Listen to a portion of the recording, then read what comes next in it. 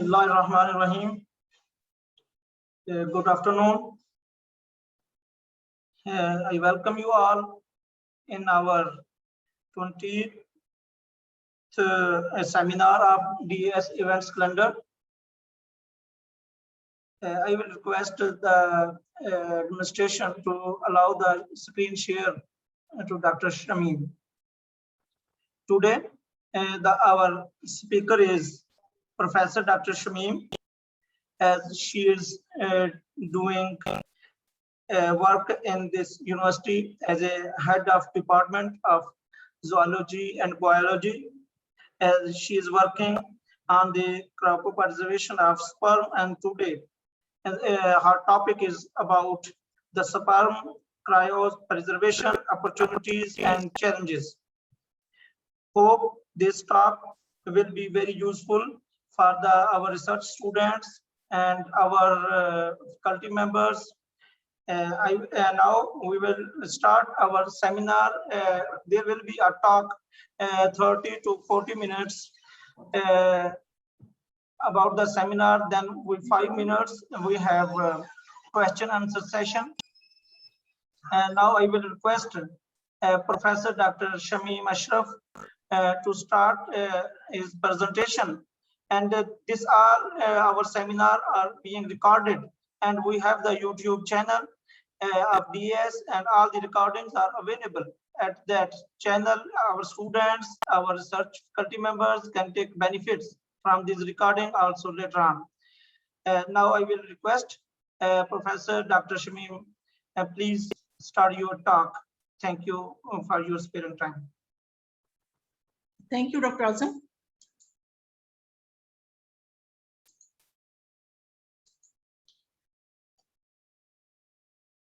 Dear colleagues and students and guests, good evening. Today, I'm going to talk about sperm cryopreservation, opportunities and challenges. Before going into the detail, I want to mention that spermatozoa, they are produced in millions and billions in different species, while only few are required for fertilization. And in different vertebrate groups, there is different mode of reproduction. Some, like fish, they produce externally, amphibians as well, while most of the other vertebrates, like mammals, they have the external internal mode of fertilization. So to start with my topic,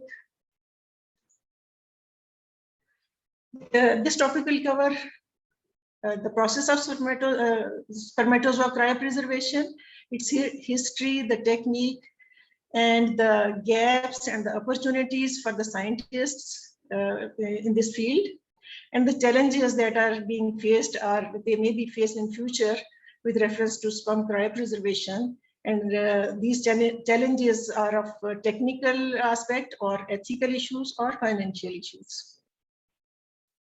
So first of all, the introduction.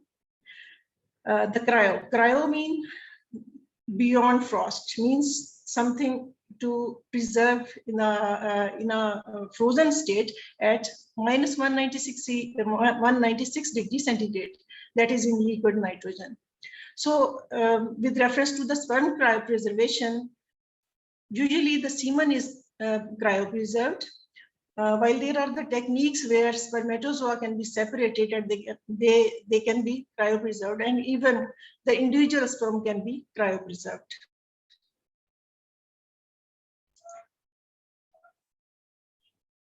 So you can see here the video of liquid nitrogen that is evaporating at the normal temperature, while at minus 196 degrees centigrade it is liquid. It is kept in specialized container like you are seeing in this video.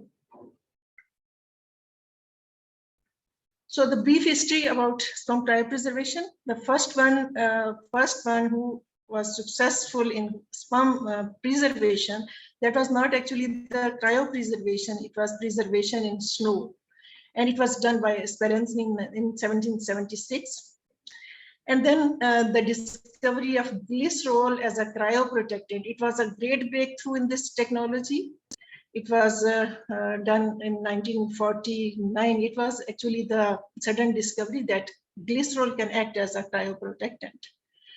And later on, at different time periods, the spermatozoa from bull, human, pig, horse, and ram were cryopreserved very successfully. And then later on, the sperm banks have been developed for cattle, human, and some avian species. And time periods are mentioned for each of these groups. The most popular use of cryopreserved semen is that for the artificial insemination in farm animals and in human for treatment of infertility. I will discuss the significance or the need for sperm cryopreservation with reference to different vertebrate groups, and most important is the human.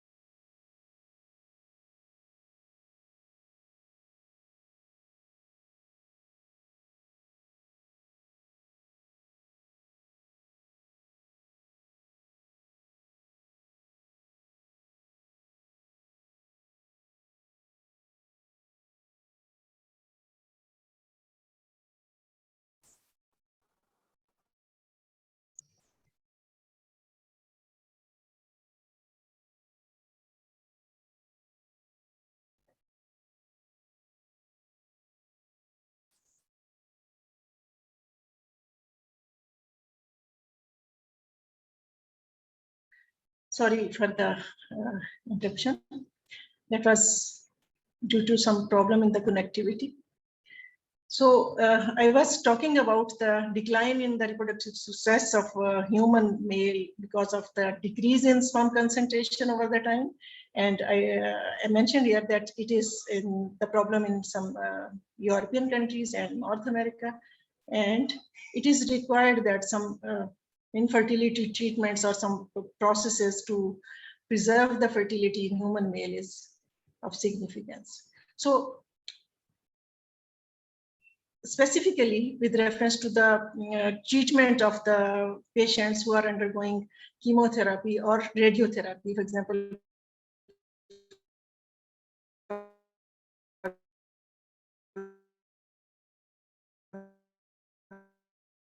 the treatment of cancer. Usually such treatments, they act on the, it is of significance that pre-treatment reserve of the spermatozoa can be maintained. So this is another aspect. In addition, the azoospermic patients, those who have some problem in the transport ducts and there are no spermatozoa in their ejaculate, they can go for the sperm retrieval from the testes directly and for the sperm preservation in the reserve. Similarly, those patients who are couples who are going for the assisted reproduction, like in vitro fertilization, the sperm are collected from the patients from the male partner and they are cryopreserved so that the male may not have to go repeatedly for the different batches of the in vitro fertilization treatments. Another significance of the sperm preservation in human is that the autologous or donor sperm banks have been established in some advanced countries, where the parents, they can have their sperm stored, or the sperm donors, they can donate sperm and they are stored or cryopreserved for treatment of fertility of the person that required that donated semen. Another very important aspect is that the man is now planning to go to the Mars, and it is suggested that the crew may be of same sex. It will avoid the sexual disturbances. That is why they may be all female crew or all male crew, or if they are all female, it will be of significance that they carry the cryopreserved spermatozoa to the Mars so that these females can be inseminated with this cryopreserved semen. With reference to this aspect, the trials on the mouse spermatozoa have already been conducted. The sperm were carried to the International Space Station. They were returned back to the Earth. They were used in vitro fertilization, and normal, live, and healthy pups were born after the use of these cryopreserved semen from the mouse. And here I have given another example where the spermatozoa from the cancer patient, they were collected and cryopreserved, and after 21 years of storage, they were used for the fertilization of the female partner, and that resulted in the live birth of the young. This is very important that the patients, they can go for this treatment. Here, the next is very important aspect is livestock. In this sector, artificial insemination is used for the genetic improvement of the farm animals. Specifically, here I must mention that in North America, they have used the artificial insemination extensively, and now their milk production of their dairy cattle has so much improved that their one animal is giving milk equal to around 7 animals of a dairy buffalo. So they have improved the milk production potential by use of the artificial insemination. And this artificial insemination actually relies on cryopreserved semen. So what happens with the AI? That semen is collected from the superior sires. Superior means those sires which are having the record of good milk production of their daughters.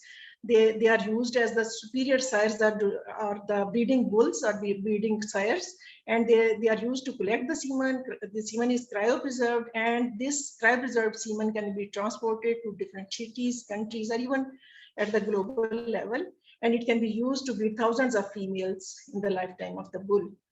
In comparison, if we use the superior bull for natural breeding, it can serve only a few hundreds of the female, while in using the artificial insemination, the semen from one bull, even from one ejaculate, may be used to inseminate thousands of females. So in addition, there are the other benefits of the cryopreserved semen, that we can use it, we can transport it, we can exchange the valuable germ class. So if you compare, if we have to transport a live animal or a bull to a distant place, it will be very difficult and costly. While we can make semen doses in a small container and we can transport it to the area wherever we want. Similarly, sexed semen is of significance in the livestock industry when people want to have the females for the milk production or males for the beef production. They use sex semen so that they can produce the calves of their own desire. So sex semen is usually, actually, this technique is very expensive. It involves very costly equipments. And I must mention here that it is not available in Pakistan, and we import the sex semen doses that are cryopreserved as the normal doses are cryopreserved. So this is another use of the cryopreservation for the semen sexing technology. I want to mention here that in buffalo, that is our dairy breed, there are the success of artificial insemination is low compared to the cattle because the spermatozoa are damaged more as compared to that of the cattle sperm. Another field which is also waiting for the veterinarians is the field of companion animals reproduction. The breeders, for example, the dog breeders, dogs are, or the cats, they are kept as pets. And usually the dog breeders, they keep the pedigree dogs, means they have the record of their parents, and they sell the kids of the young ones. However, it was noted that the dogs which were produced by these dog breeders, they were having health problems. So this is very similar to the situation where repeated cousin marriages result in the health issues in human. So the dog breeders, they actually use the same stock for repeated breeding for years and years, and ultimately their gene pool become diminished, or there is the problem in inbreeding, and there are the health issues. So the solution which was suggested to the dog breeders was that either they should breed their dogs after some time with some dogs from the natural source of from the wild or from the market, or alternate is to use the cryopreserved semen. That is, I can explain it, that if we cryopreserve the semen from a pedigree dog, and after, for example, 5 to 10 years, we use the same cryopreserved semen, we can reserve the gene pool of the parent dog. So this is very good option for the dog breeders. So that is why the dog breeders are now turning to artificial insemination. And again, artificial insemination is using cryopreserved semen. And an interesting aspect is that one dose, one straw of dog semen may give the earning equal to a dog. आप एक dog से जितनी earning ले सकते हैं उतनी सिर्फ एक dose से ले सकते हैं. So this can be used as a business by dog breeders. So next, the very important information for the wildlife scientists. I think all of you are familiar with the extinction of the white rhino.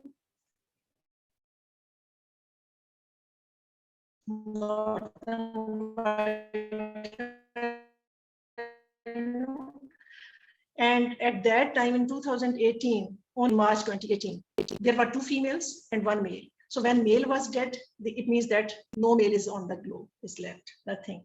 So, but the scientists did, they collected the sperm from the testicles. So here you can see in this picture that the scientists are retrieving spermatozoa from the testicles, or they are also collecting some other tissues as well. But the spermatozoa, when they were collected from the dead rhino immediately after the death, it was cryopreserved. And what was done next, it was used in vitro fertilization. I show you the next slide here. There are 2 rhinos in the upper diagram per picture. These 2 are females, and the lower one is male. This was the only one that was dead in March 2018, and these 2 females were left. And these 2 females, they were also infertile. So the problem was how we can conserve the cryobiologists, they cryopreserve the semen from the male rhino, while other group, they were working on the female side. They retrieved the ova from these two females, and they collected few ova, and they matured these ova in the in vitro conditions, and they fertilized these ova using cryopreserved semen from this male rhino. In vitro means they developed the embryo in vitro in the lab, and they cryopreserved the embryos. So it is possible to cryopreserve the embryos as well.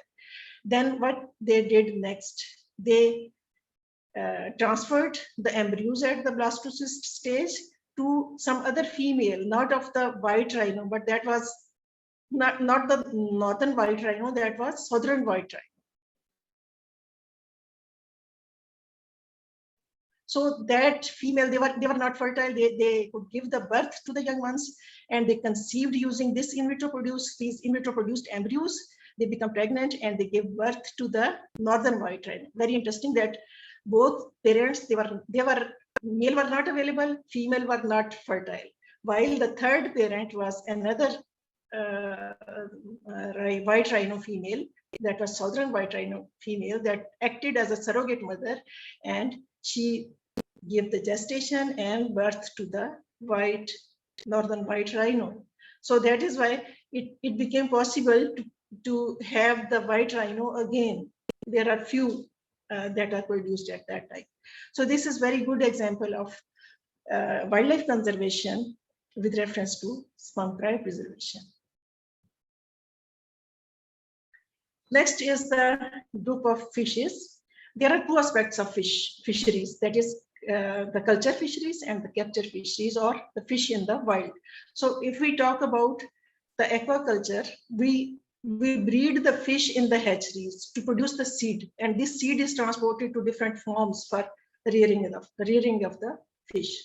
So what the hatchery breeders are doing, they are using the same stock repeatedly. Means if we have one couple and we breed the young ones again and again, just like the cousin marriages or sib marriages, that again it results in the inbreeding and genetic drift. So the ultimate result is that there is decline in the genetic potential of these valuable fish breeds, fish species, and we are not getting the maximum production from these fish, and they are having some other problems as well.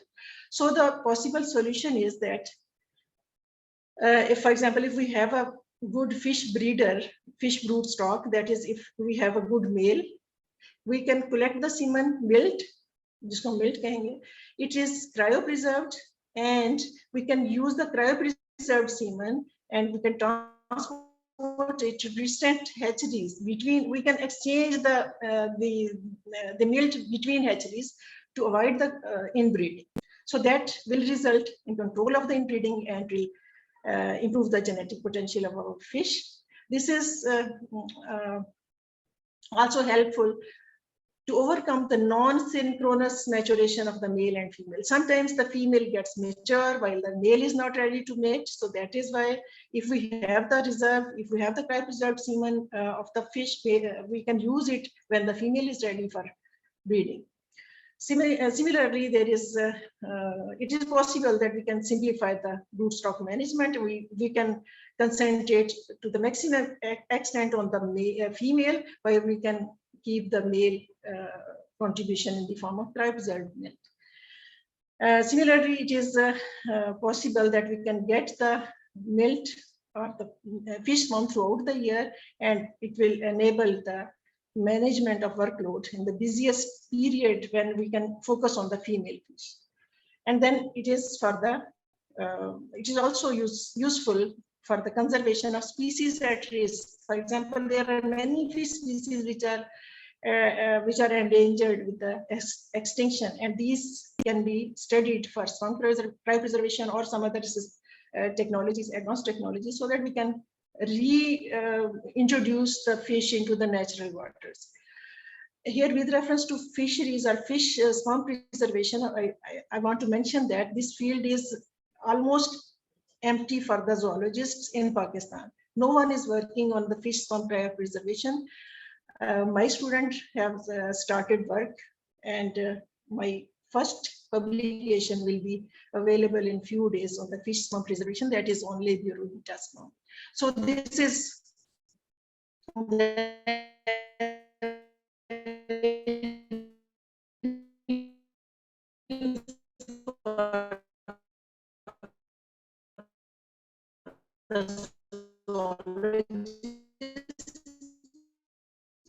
that they should come and they should work on the fish sperm preservation and the fish, well, as it is, there is opportunity. Next is the amphibian group, very neglected group with reference to the conservation, and many species are becoming extinct. And here I want to mention an organization, that is Amphibian Ark, that was established as a zoo-based organization to conservation breeding programs for the amphibians. And according to Amphibian Ark, from out of 570 species, almost 500 species are reported to be in the need of gene bank. Means they are in the danger of extinction, and they suggested that conservation breeding programs should be initiated for these 500 species of amphibians, and specifically they need the gene banks like the sperm cryopreserved sperm in the form of gene banks. So as in case of fish, the amphibians, they also have the external fertilization mechanism. In this diagram, I mentioned what can be possible with reference to the amphibian spermatozoa preservation. So here I mentioned that in neuron spermatozoa been successfully cryopreserved, that of the bull or human or other species. And these cryopreserved spermatozoa have resulted in the production of reproducing couples. Means the technique has been standardized to some extent, and the neurons that were produced by this technique, they were able to reproduce. That means it is successful. That is why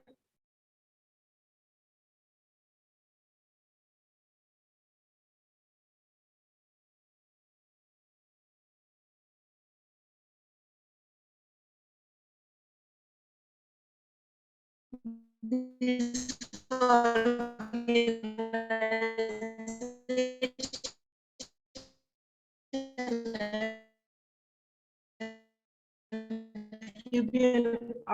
it is requiring now the program. I want to mention colleges from these stats and can submit to this organization for funding. Next, reptile. The most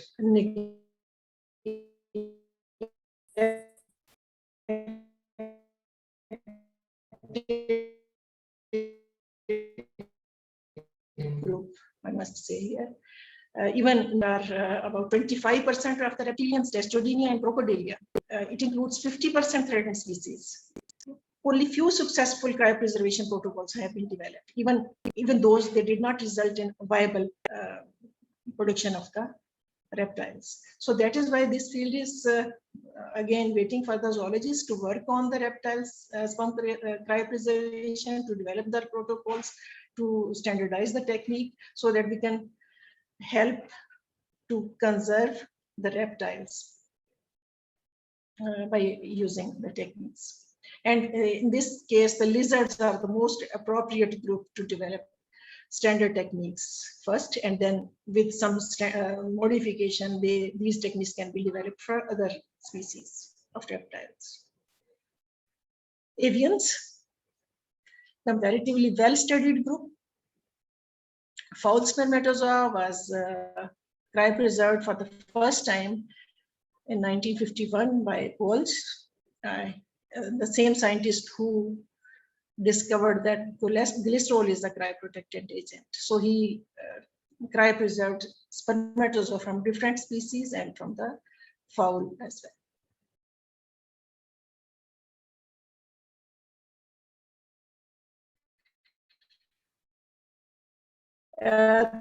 This technique has been is being used for the commercial domestic It is required for the ex situ management of the different avian species in the context of decreasing genetic diversity. And the advancement in this field is that sperm banks, germplasm cryobanks have been developed for the avians. And in the advanced countries like North America, Netherlands, and some countries of North America, Netherlands, and France. The future avenues in this field of sperm cryopreservation in avians is that people should work on the predictors of male suitability for semen freezing. Means those males which are best in the sperm freezing or whose sperm can best tolerate the cryopreservation, they can be used for the sperm cryopreservation. And then secondly, standardization of the semen freezing technique in other species. As I have mentioned here that fowl spermatozoa are very well studied. There are some other related species which need attention, like wild species, wild fowl, and some other avian species, and they need that the technique for these species is standardized, and further development of avian cryobanks are required in addition to the mentioned here earlier.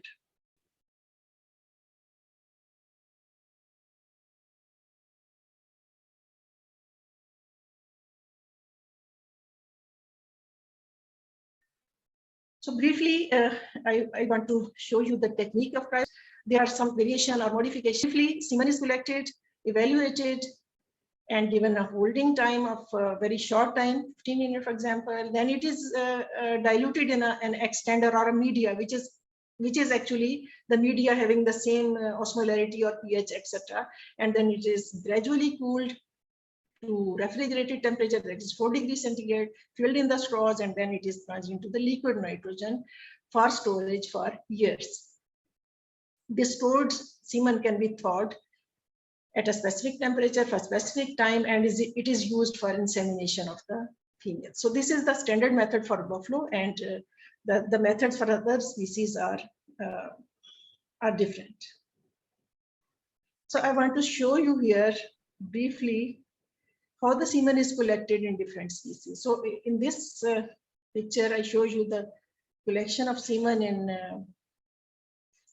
an avian species. Look at the collection method. First, this is quail, and when we do the massage or training, and when it start giving the semen, first of all, a foam appears, and this foam is removed, and then this student is collecting semen with the help of a fine tube. So this foam is removed, and now she will collect semen in the form of in a small tube. So this is tiny small drop of the semen in case of quail.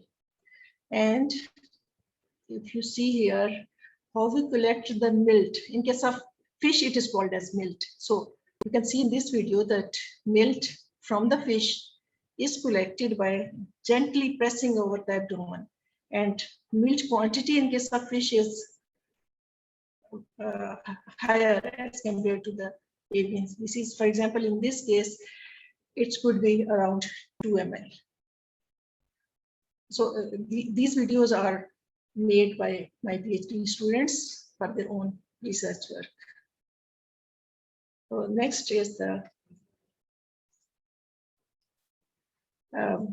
this video is of buffalo bull, how the semen is collected in buffalo bull using a dummy male, using artificial vagina, and then evaluated and processed in the laboratory. So you can see here the man has collected using an artificial vagina the semen from a buffalo bull. And in case of cattle bull, the process is same. And semen collected by different methods in different species, different groups, is then processed for sperm cryopreservation. So next is, when we collect the semen, we bring it into the lab. Immediately it is evaluated whether it is it is having the reasonable number of or standard number of spermatozoa, whether it has sufficient volume, whether it has the minimum motility standard. So I will show you here the video of sperm motility in buffalo bull. You can see the spermatozoa moving at a very fast speed, and those that are moving straight forward, only those that are moving straight, they are able to fertilize the ova. Those which are abnormal, those which having two tails, double heads, etc., they are all abnormal. Only those which move forward in the straight direction, they are able to fertilize the ova. And on the right side, you can also see the video of spermatozoa movement, and one of the sperm is sticking to the surface. So it is, although it is motile, but it is not able to fertilize the ova. The upper two diagrams are the tail beads of capacitated spermatozoa. That is, the sperm, when they are deposited in the female tract, they undergo capacitation, and they have different tail beads, normal, undulating waves, and when it is hyperactive or capacitated, it has whiplash tail movements. So this is one parameter that I have shown you here. Because of the shortage of time, I cannot show any all of the parameters that we normally study in the lab. There are many parameters of membrane integrity, chromatin integrity, mitochondrial integrity, etc., and oxidative stress. Bahut sare. So I show you here only one of these parameters that is very basic. Means if the sperm is motile, there is not 100% chance that it will be able to fertilize the ova. There are many other parameters as well. So next I will discuss the challenges that are faced by the cryobiologist working in the field. The most important is collection of the sperm. So as I have talked about different groups of the vertebrates and the semen or milk collection, some vertebrate groups, some wild species, they are not very easy to collect the semen. It is very difficult from the non-domestic animals. So semen collection is really a challenge, because it is the first step. If we do not handle, we do not collect the spermatozoa properly, it will result in the failure of the sperm cryopreservation. So first is semen collection, and second is sperm cryo damages. As the spermatozoa have to face the freezing, cooling, freezing, and then thawing. So these steps are actually damaging to the spermatozoa. So what type of these damages are? There is the osmotic shock or thermal shock. Osmotic mean because they have the specific osmolarity semen, it will result in the loss of the spermatozoa and the death of the spermatozoa. Similarly, the temperature of the semen should be kept uniform throughout processing. If we keep it 37 degrees centigrade, all the processing should be at 37 degrees centigrade. For example, in fish, we keep it at 4 degrees centigrade. All the steps of semen processing should be at 4 degrees centigrade. So the thermal or the osmotic shocks, they are damaging, and specifically the reactive oxygen species production, that because the spermatozoa are exposed to air, exposed to handling, exposed to light. So this results in the production of reactive oxygen species that are that act on the sperm DNA and damages the sperm DNA. And those sperm which have fragmented DNA, they may be able to fertilize, but the embryo does not develop. So this is one of the very important challenge of production of the reactive oxygen species, that we, to cope with this problem, we use antioxidants in the media. Then membrane changes, because at the time of freezing, there is the formation of ice crystals, extracellular, intracellular. So when the sperm are thawed, there is the dehydration and there is the damage of the membrane. So this is another problem, that membranes get damaged. So we should avoid, or we should modify the standards or the protocols or the media to avoid the membrane damages. And in this aspect, we are working, or we have identified some antifreeze proteins or antifreeze agents that are used in the media for avoiding the membrane changes or damages. Then last one is molecular changes, that obviously when there is the production of reactive oxygen species, it is damaging to the DNA, and there is the damage of the mitochondria. So these are the challenges which are faced by the cryobiologists, and these are handled by modification, by repeated advancement in the extenders, in the processes, and in the cryoprotectants, in the supplements of the extenders. Here I want to mention the specific challenges with reference to fish, amphibians, and reptiles. As I have mentioned, that the reptiles are least studied, amphibians are even they are neglected, and in case of fish, there is not that much success as is in case of mammals or birds. So these groups are least studied, or their protocols have not been developed specifically for a specific species. So we can say without any hesitation that these groups is currently at research level. Cryopreservation protocol are not yet standardized. There is a lot of work that is required to be done on the protocols, on the media, on processes, and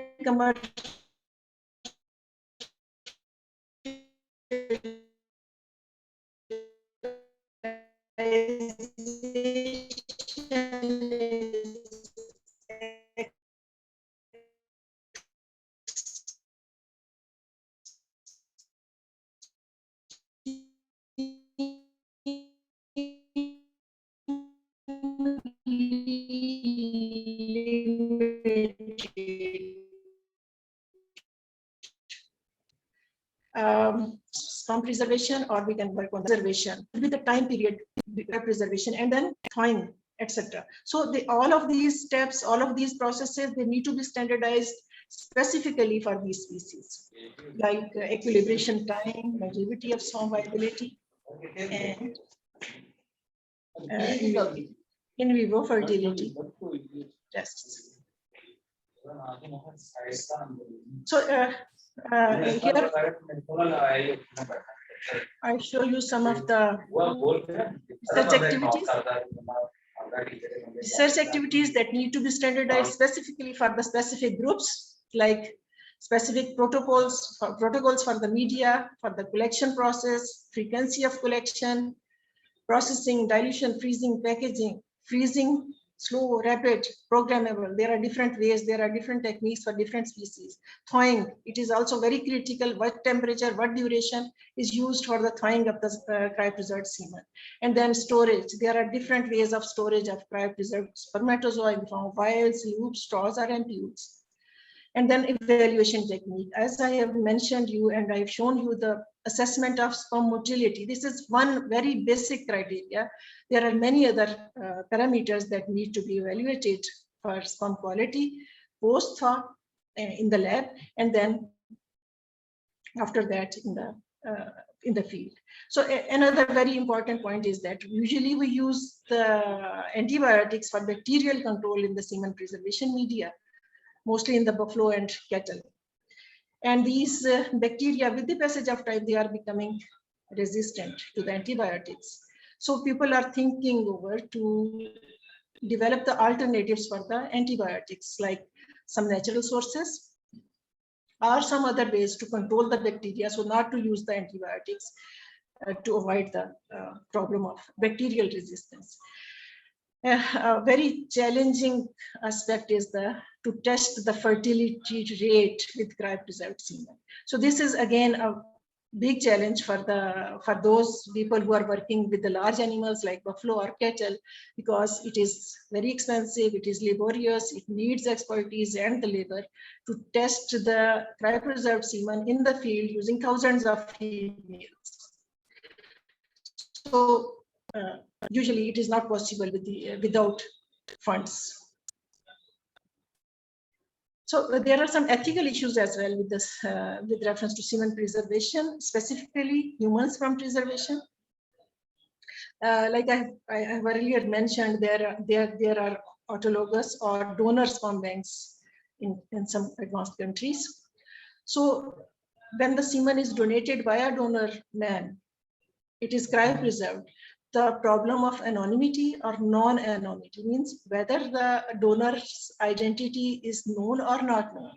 It is actually creating a problem of unintentional consanguinity. For example, consanguinity means the SIB mating, means if the identity of donor is not known, the fatherhood of the young one, which are born after the treatment of fertility with the donated sperm, it will not be known. So they may be unintentionally, they undergo consanguinity.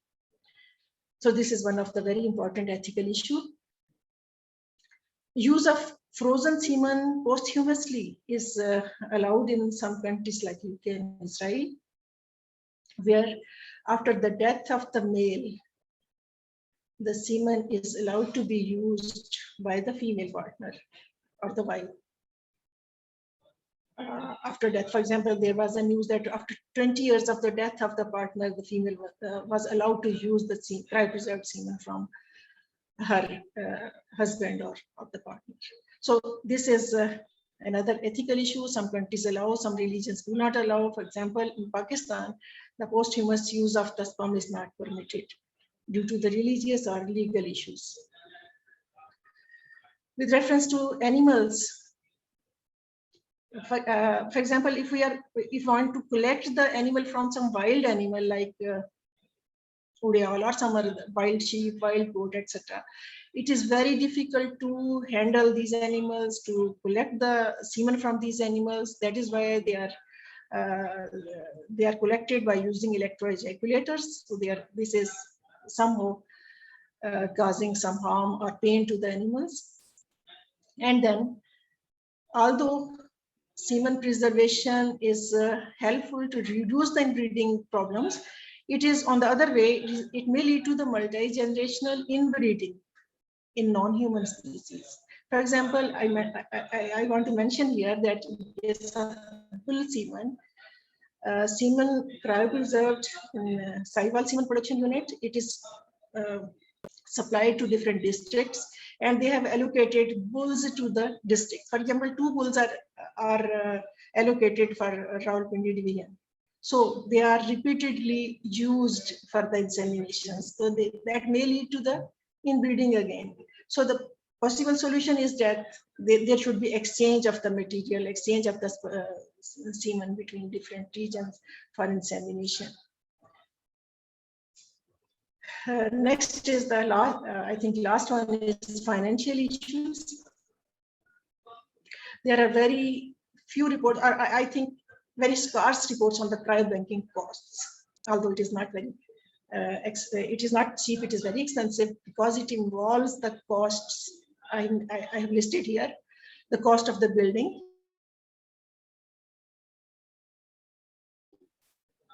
maintenance costs. The specific rooms that I've shown in some video, that there is specific room for the cryo storage that is maintained at a specific temperature, security equipment that are required for that storage room, cryogenic tanks. They are also expensive, where we can keep the liquid nitrogen in the form of reserve or for the storage of the doses, semen doses. Then equipments which are required for the technique, it include, for example, artificial vagina, photometers, microscope, refrigerator, slide warmer, water bath, etc. These are very basic equipments which are required for the lab or for the semen production unit to produce the semen doses for commercial purpose. And then there should be the continuous supply of liquid nitrogen, that is the maintenance cost. We cannot ignore this, because if the liquid nitrogen is not available, the doses will be destroyed. And then there is the labor cost, which is involved to hire the persons for this work. So at the last, I have tried my best to convey all of you about the significance of sperm cryopreservation for the fertility management in human, and then for the use in assisted reproductive techniques in human, like in vitro fertilization, intracytoplasmic sperm injection. These are advanced techniques being used, and these are very expensive treatments for the couples, and even the success rate is not very high. It may be around, I think, 50% in our country. Next is for the genetic improvement of farm animals through artificial insemination. So this is required. We are doing artificial insemination in cattle, in buffalo, but it is required to be developed for sheep and for goat. This field is again empty, not empty, but very few people are working on the semen preservation in ram and buck. Similarly, the production of desired sex of the farm or companion animals. Again, in Pakistan, this technique is not available, as it is very expensive. It involves very expensive equipments. So the alternative techniques may be developed for sexed semen doses, and again, it will require the cryopreservation of the sexed semen doses for the farm animals like buffalo or cattle, and for the companion animals like dogs and cats. And then conservation of endangered species, conservation of amphibian, reptile, avians, fish, and then many mammalian species which are endangered with extinction. They can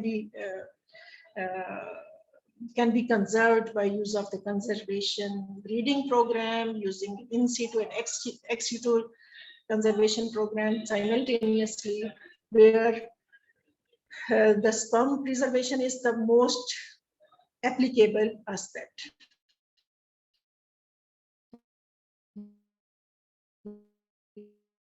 Because it has been practiced in many species, in domestic species, so cryopreservation of the spermatozoa compared to that for the ova or for the embryo. So these are the avenues or the prospects for zoologists, for the wildlife experts, for the veterinarians, that we can go for the semen cryopreservation, advancement in the semen cryopreservation for the endangered wild species, for the domestic animals, for the pets, and those who are working in the field of medicine. They are already working, but it needs improvements with the passage of time. So this is all about my talk, and thank you, and you're welcome for the comments and questions, please. Yes, thank you, Professor Dr. Shamim Ashraf. Now we have 5 questions. If anybody have a question, please let me know or write down in the chat room.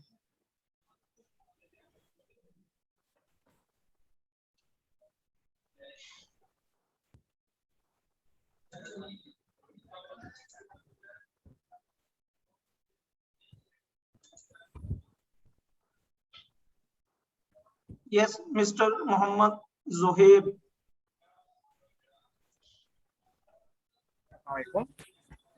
वालेकुम अस्सलाम। मेरी आवाज आ रही है? जी आ रही है।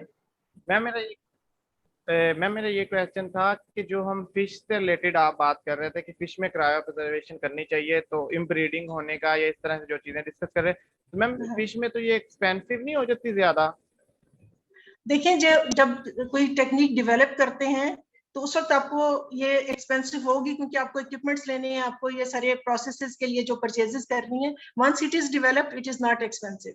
अगर आप इसको कंपैरिजन करें कि आप एक फिश जो एक हैचरी से लेके जाना चाह रहे हैं, फॉर एग्जांपल आप भावलपुर लेके जाना चाह रहे हैं रावलपिंडी से, वो एक्सपेंसिव होगी, या फिर एक सीमन डोज जो कि कुछ सीमन डोजेज जो आप लिक्विड नाइट्रोजन कंटेनर में ले जाएंगे, that will be cheaper and easy to transport the cryopreserved milk to the distant places. लेकिन जो आप कह रहे हैं ना कि क्या ये बेनिफिशियल होगा, बेनिफिशियल इन द सेंस जो मैंने आपको 4-5 पॉइंट बताए थे वो भी, और प्लस कि आप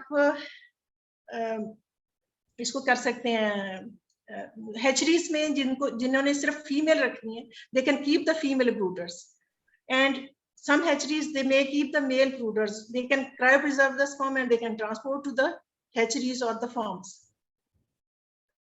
So if we compare the benefits and the cost, it will be beneficial in the sense that it will ultimately lead towards the genetic improvement of our fish species. Because the people, जी बेटा एक minute, the fisheries experts, they are actually asking about development of the technique for the fish. They are asking about that whether it is possible that we keep a container, we carry a container and use it for the fertilization in the fish. Yes, it should be. We have started work on this aspect as well. जी अब बोले. अगर ma'am मैं इस पे काम करना चाहूँ तो आप फैसिलिटेट करेंगे इसमें, अगर रिसर्च वगैरह में अगर आपसे करना चाहें तो, क्योंकि मैं पीएचडी प्लान कर रहा हूँ पाकिस्तान से. मैं श्योर कर दूंगी, लेकिन आपको जो एडमिशन है उसमें मैं गारंटी नहीं देती, वो आपको खुद compete करना है, लेकिन हमने स्टार्ट काम कर लिया है. ठीक है, मेरी पीएचडी स्टूडेंट्स का मैंने आपको शायद स्टार्ट में बीच में बताया है कि उसने काम शुरू कर लिया है. लेबियो वीटा के हमने सक्सेसफुल क्रायो प्रिजर्वेशन कर चुके हुए हैं, and the publication will be available in next may be. Ma'am लेकिन अगर ये कैट फिश की तरफ जाएं, मैम अगर आप कैट फिश की क्रायो प्रिजर्वेशन में जाएं, मेरे ख्याल में वो ज्यादा बेनिफिशियल है. जैसे कि लेबियो वीटा ये तो कॉमन, क्योंकि कैट फिश जो है ना वो हम उसको लेके आते हैं ना कैप्टिविटी में, वहां पे वो ब्रीड नहीं करती, फिर हमें उसको किल करना पड़ता है. किल करने के बाद फिर हम उसकी ना टेस्टिस लेते हैं, फिर उनके अंदर से हम स्पर्म रिलीज करवाते हैं, फिर हम उनको ब्रीड करवा सकते हैं. वैसे वो ब्रीड नहीं करती. तो अगर हम उस तरफ आए उनकी. जी जी मैम, सॉरी. बिल्कुल, ये आप बिल्कुल सही कह रहे हैं. कैटफिश जैसे अफ्रीकन कैटफिश है तो उसको उसके आप मिल्ट इस तरह से नहीं कलेक्ट कर सकते जैसे आप लेबियो से कलेक्ट कर सकते हैं. उसको आपको सेक्रीफाइस करना पड़ेगा, उसके टेस्टिस निकालने पड़ेंगे.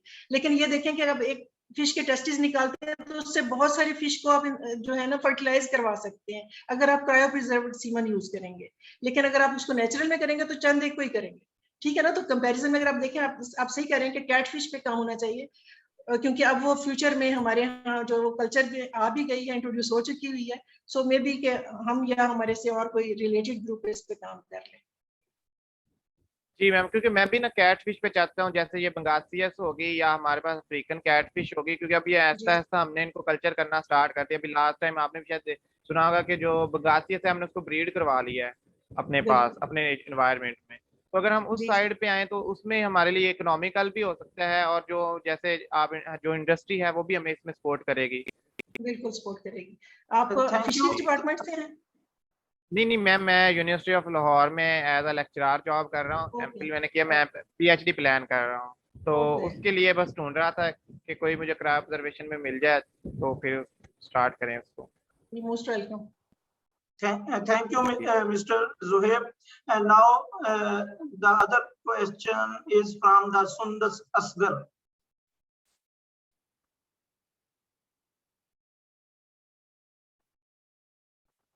Please unmute your mic.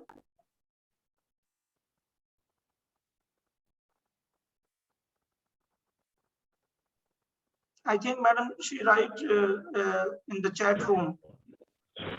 Yes, please.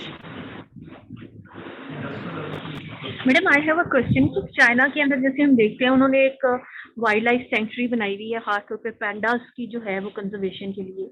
तो वहाँ पे वो पैंडास के लिए ये क्रायो प्रिजर्वेशन क्यों नहीं यूज करते ताकि उसके स्पीशी को जो है वो प्रोटेक्ट किया जा सके, क्योंकि वो भी एंडेंजर्ड है और चाइना में बहुत एक वास्ट उन्होंने एरिया जो है वो डिवोट किया हुआ है उनको प्रिजर्व करने के लिए कि वो अपने नेचुरल हैबिटेट में रह सकें. और वर्ल्ड में काफी जगह पे अगर हम देखें तो ये एंडेंजर्ड भी है और एक्सटिंक्ट भी हो रहा है. तो हम वहाँ पे इस चीज में क्यों नहीं जा सकते, और क्या हम वहाँ से क्रायो प्रिजर्वेशन के थ्रू उसके स्पर्म्स लेके पाकिस्तान आ सकते हैं और यहाँ पे उसको रियर कर सकते हैं? इज इट पॉसिबल और नॉट? आपने ये बात की है कि नेचुरल हैबिटेट, ठीक है, तो बेस्ट है कि नेचुरल हैबिटेट को कंजर्व करके वहां पे उनको कंजर्व किया जाए, ठीक है ना, स्पीसीज को. But the recent trend is to manage in situ and ex situ conservation simultaneously, एक साथ चलाएं इनको. ठीक है कि आप जू में भी रखते हैं, आप उनको नेचुरल हैबिटेट में भी रखते हैं, आप उसको जर्म ये जो है जर्म प्लाज्म कंजर्वेशन से भी हेल्प करते हैं. There are different strategies. अब ये उनकी ऑब्जेक्टिव है या उनका विजन है या उनकी अपना फोकस है, वो किस तरफ जाना चाहते हैं, वो नेचर में करना चाहते हैं या वो फ्यूचर में मे बी कि वो इस फील्ड की तरफ भी आएंगे, they should cryopreserve the spermatozoa and they can use it for the madam ये insemination. इतना छोटा इसका इतना छोटा वो बेबी का साइज होता है as compare to mother, that sometimes mother don't know कि एक के बाद अगर वो ट्विंस हैं तो वो दूसरा बेबी बिल्कुल अबैंडन हो जाता है, तो वो उसको ओन ही नहीं कर पाती, या sometimes the mother is not like she is not feeling that I have the second child as well. तो इतना छोटा बेबी होता है कि वो अक्सर जो है वो ट्विन बेबी की, जब भी ट्विंस होते हैं तो एक बेबी जो है वो एक्सपायर हो जाता है नेग्लिजेंस की वजह से, मदर की नेग्लिजेंस की वजह से, क्योंकि वो उसको ओन नहीं कर पाती। तो अगर हम क्रायो प्रिजर्वेशन के थ्रू इनका जो नंबर है वो इंक्रीज करें। बिल्कुल बिल्कुल ये पॉसिबल है, और उसमें क्रायो प्रिजर्व सीमन और उसके बाद इन विट्रो फर्टिलाइजेशन, उसके बाद क्या होगा नेक्स्ट है ट्रांसफर टू द रिसिपिएंट, यानी कि आपको फीमेल्स पे चाहिए होंगी ज्यादा, ठीक है ना, फीमेल या फिर बहुत रिलेटेड स्पीसीज, जैसे मैंने आपको एग्जांपल दिया वाइट, ये नॉर्दर्न व्हाइट राइनो और सदर्न व्हाइट राइनो, तो बहुत क्लोजली रिलेटेड जो है फीमेल्स, उसमें अगर सरोगेट मदर के तौर पे उसको इंसेमिनेट कर दिया जाए एम्ब्रियोज को, तो फिर ये पॉसिबल है, ठीक है ना। जैसे मैंने कहा कि 2 रह गई थी लेकिन कोई तीसरी यूज किया एज अ सरोगेट मदर, तो इसमें भी अगर आप कह रहे हैं कि फीमेल कम है और वो एक्सेप्ट नहीं करती या उनमें ट्रेनिंग के जो है वो प्रॉब्लम्स हैं, तो इस इशू को रिप्रोडक्टिव बायोलॉजिस्ट इस तरह से सॉल्व कर सकते हैं कि in vitro embryo production and then in vitro embryo transfer, और उसके बाद वो डिजायर्ड जो उनके मींस कि अगर हम ये प्रोजेक्ट पाकिस्तान में रन करना चाहें तो इसकी पॉसिबिलिटी है कि ये किया जा सकता है? जूज में हो सकता है, जूस में हो सकता है। जूस के साथ, यानी कि जू के साथ आप कोलैबोरेट करेंगे, जूस की जो मैनेजमेंट है उनके साथ, उनके पास मेल होने चाहिए, फीमेल होने चाहिए, ठीक है, दोनों होंगे। फिर आप इसकी जो अगर तो रिप्रोडक्टिव बायोलॉजी प्रॉपरली अंडरस्टूड है तो स्ट्रेट वे आप बहुत सारी चीजें कर सकते हैं, लेकिन if the reproductive biology is not well understood तो पहले आपको उस पे जाना पड़ेगा, ठीक है, कि आपको जब तक ये नहीं पता कि इसका सीजन कौन सा है, इसका जेस्टेशन पीरियड कौन सा है, इसकी जो है हार्मोनल प्रोफाइल क्या है, ये कब हीट में आता है, किस तरह इसके अंदर जो है वो पॉपुलेशन होती है, बिहेवियर क्या है, कैसे कंसेप्शन होती है, ये सारे प्रोसेसेस जब तक ये इनके अंडरस्टूड नहीं होंगे तब तक हम इन असिस्टेड रिप्रोडक्टिव टेक्निक्स की तरफ नहीं जा सकते, ठीक है। तो मेरा ये नहीं कि हम डायरेक्टली सीमन प्रिजर्वेशन पे चले जाएंगे तो हम कंजर्व करेंगे, ऐसा नहीं है, हमें पहले बेसिक इंफॉर्मेशन चाहिए होगी जिसकी बेसिस पे हम ये अप्लाइड एस्पेक्ट की तरफ जाते हैं। तो अगर तो ये आपको लिटरेचर में मिलती है, अवेलेबल है, तो आप उसकी बेसिस पे अपना प्रोजेक्ट बना सकते हैं। ठीक हो, thank you madam. Thank you. Any other question, please?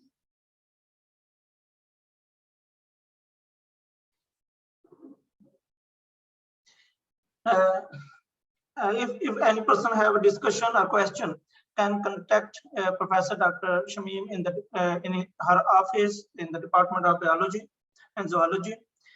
Thank you, Professor Dr. Shamim, for sparing your time, and your talk is really very wonderful for the students, for the faculty members, for relevant subjects. Today, we have finished our 20th seminar, and next seminar will be from the veterinary faculty, Dr. Aisha Riaz. It will be about the genome editing. All the researchers who are doing research relevant to the genomic should attend that workshop. It will be on the 2nd of September at 2 p.m. I will again thankful to the speaker for sparing your valuable time to our this DAS events. Thank you for the participants, research students, and the faculty members. And today we are going to end our this webinar. We'll meet you people again, inshallah, on the 2nd of September. Thank you, Dr. Saab. Thank you, Dr.